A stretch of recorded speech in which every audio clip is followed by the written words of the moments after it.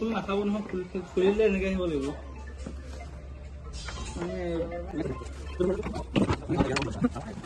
টছ আছে টছ টছ লাগিব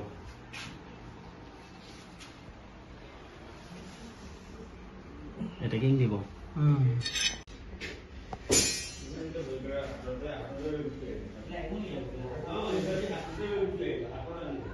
যাও পায় নিদিম চাগে যাবলৈ দেখিছো ময়ো নিশ্চয়কৈ দোকানতে আছে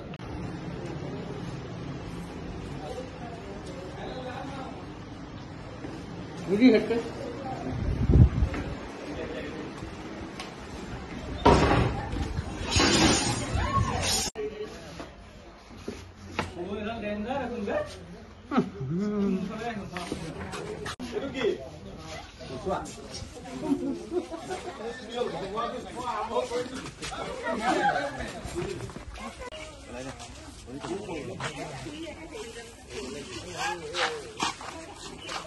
এইটো এটা সম্পূৰ্ণ অবিষাক্ত সাপ দেই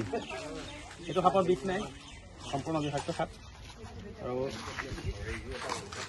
অসমীয়াত কয় মুচুৱাগুম বা হোলাবেৰিয়া বুলি কয় কিছুমান জেগাত হোলাবেৰিয়া বুলি কয় আৰু সম্পূৰ্ণ অবিষাক্ত সাপ আৰু ইংৰাজীত কয় ইণ্ডিয়ান ৰেড স্নেক ইংৰাজীত ইণ্ডিয়ান ৰেড স্নেক বুলি কয় হিন্দীত কয় ডাৰাইচ বেংগলীত ভ্ৰমণ বিভিন্ন নাম আছে আৰু একদম উপকাৰী সাপ বহুত উপকাৰী সাপ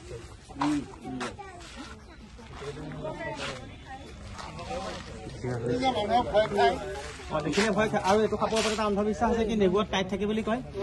নেগুৰত কাঁইট নাই দিছে কেনেকে আছে মোৰ হাততে একো নাই আৰু নেগুৱে কবা বুলি কয় নেগুত বিষ থাকে বুলি কয় এইটো সম্পূৰ্ণ মানে এটা অন্ধবিশ্বাস ইয়াৰ কোনো বিষ নাই কৃষকক ইনডাইৰেক্টলি মানে ই উপকাৰহে কৰে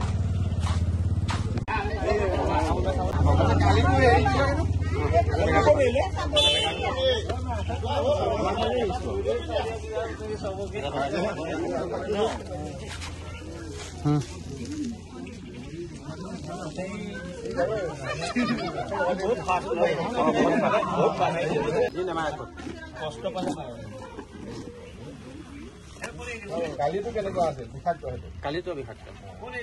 খালে নাবাচিব ন এইটো জেগাৰ পৰা 100 মিটাৰ ৰেঞ্জত আহিব লাগে নিয়মমতে সেইটো অবিষাক্ত য'ত দিব নালাগে মই আছোঁ এতিয়া ভোমাগুৰি স্বৰ্গীয় বিপিন বৰাৰ ঘৰত মোক এটা খবৰ দিছিলে এজন অবিষাক্ত মুচুৱাগুম সাপ আছে বুলি আৰু কেনেকৈ দেখিলে কওকচোন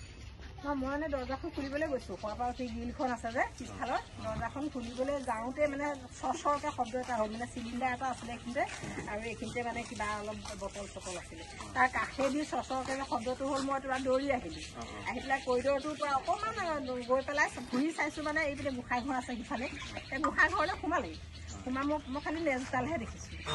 ভয় কৰিব নালাগে এইটো এটা সম্পূৰ্ণ অবিষাক্ত সাপ মুচুৱাগুম বুলি কয় আৰু কিছুমান জেগাত ল'ৰা কোনোফালে হোলাবেৰিয়া বুলি কয় এই দীঘল হোলাবেৰিয়া লগত নিচিনা দীঘল কাৰণে হোলাবেৰিয়া বুলি কয় বায়ু উঠা বুলি কয় বহুত নাম আছে আৰু সি এটা সম্পূৰ্ণ অবিষাক্ত সাপ কিবা কাৰণত যদি আপোনালোক দংশনো কৰে ভয় নাখাব কিন্তু চিকিৎসালয়লৈ আপোনালোক যাব লাগিব যিহেতু আপোনালোকে নাজানে বিষ আছেনে নাই সাপটো আমি জানো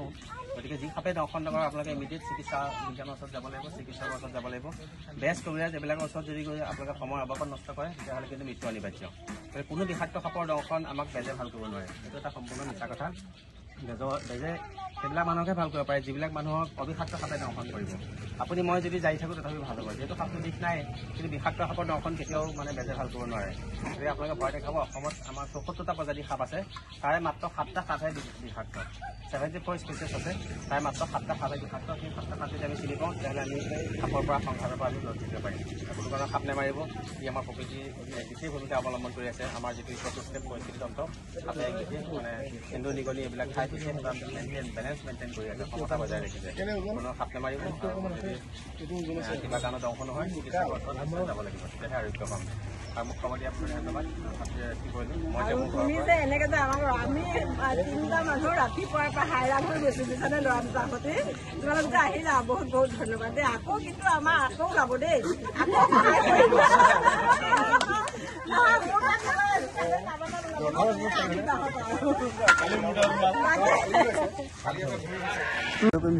কৰি আছো,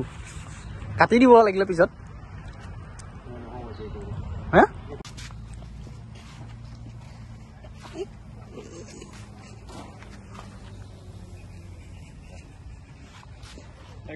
বুজালো